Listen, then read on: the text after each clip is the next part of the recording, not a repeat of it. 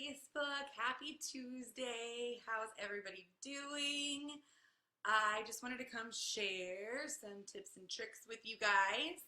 And I had a little bit of time before I leave, so I thought I'd jump on live and share with you guys. So if you are joining me, say hello, give me a thumbs up, let me know where you're coming from. I always like to say hi to you guys. And I'll get started in just a second. So how is every Valentine's Day going? Do you guys have any plans? Okay. We don't really celebrate Valentine's Day. We just it's just kind of like a normal day to us. I don't know. All right, so if you are jumping on live, make sure you say hi, let me know where you're coming from, and I'm just going to jump in because I don't have a lot of time. So the title of this is how to sabotaging your health and fitness, or your fitness and nutrition, or your goals, or things like that, because so often I think we just get wrapped up in the self-sabotage that we don't know how to move on.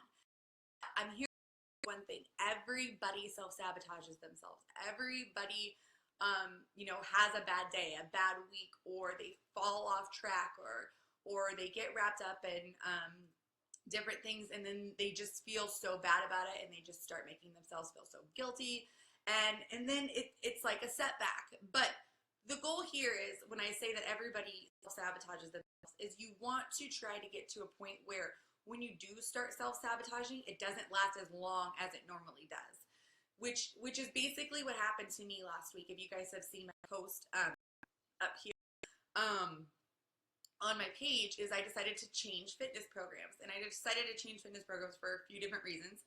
All of that is up on my YouTube channel, on my blog that I posted yesterday.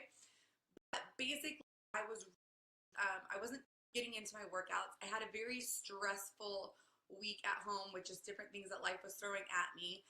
And I started to get off track on my eating, and really just, it just kind of spiraled downward. But I was able to make the realization that it was happening, and I needed to make some changes. So I wanted to just share with you guys what I do when this happens.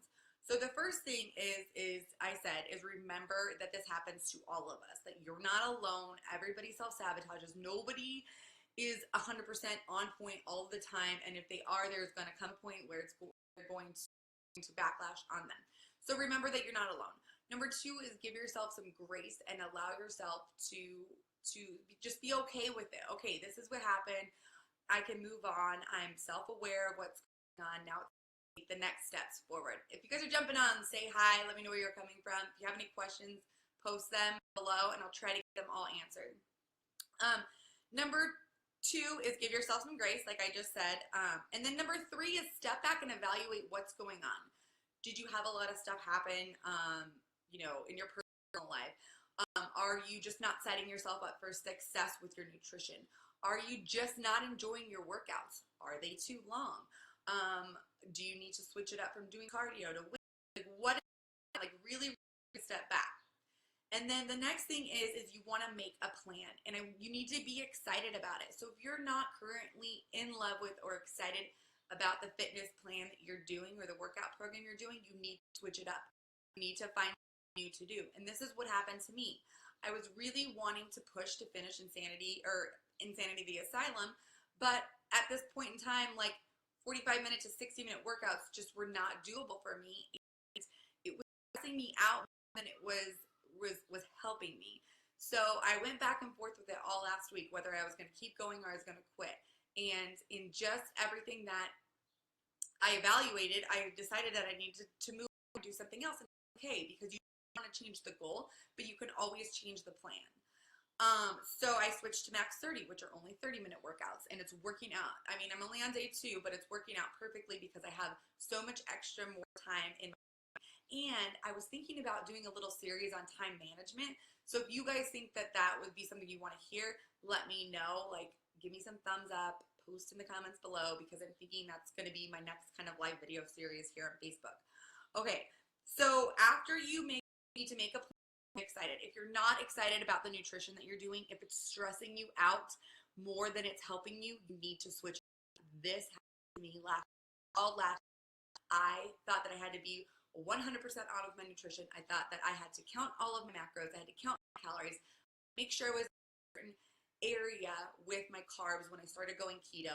And finally, like, I was self-sabotaging myself so much because I was doing this, because I was kind of like angry I had macros. I was kind of angry that I had to do this and that.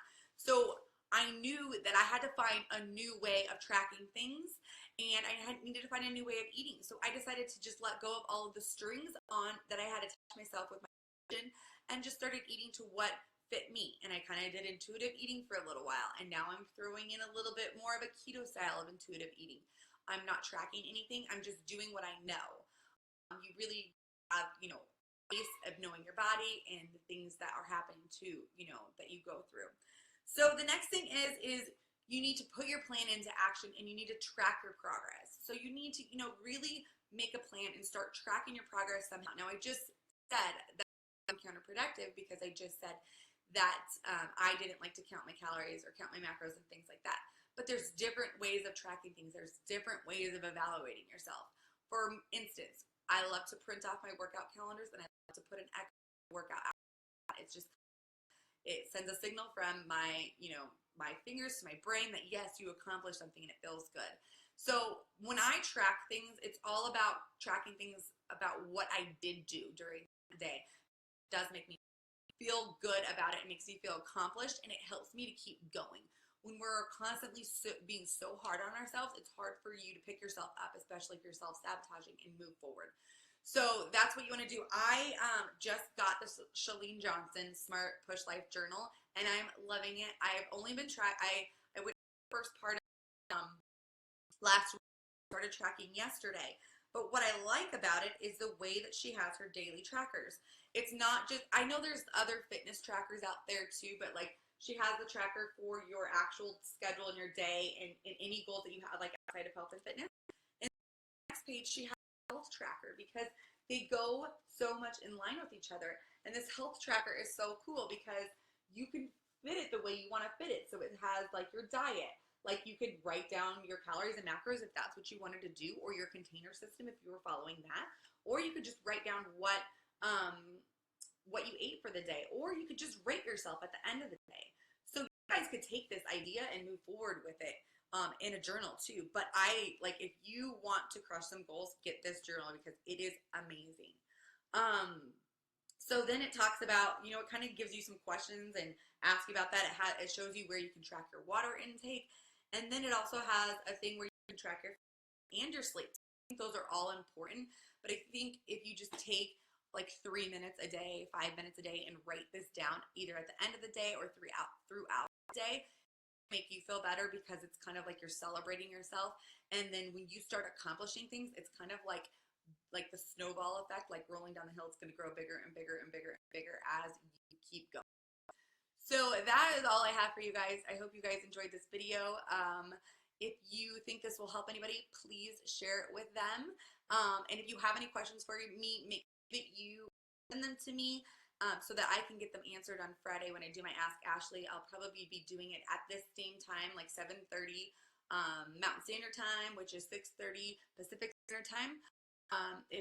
So get me those questions so I can get those answered for you. And thank you all for always following and supporting my page. I hope you guys have a great Tuesday. We'll talk to you soon. Bye.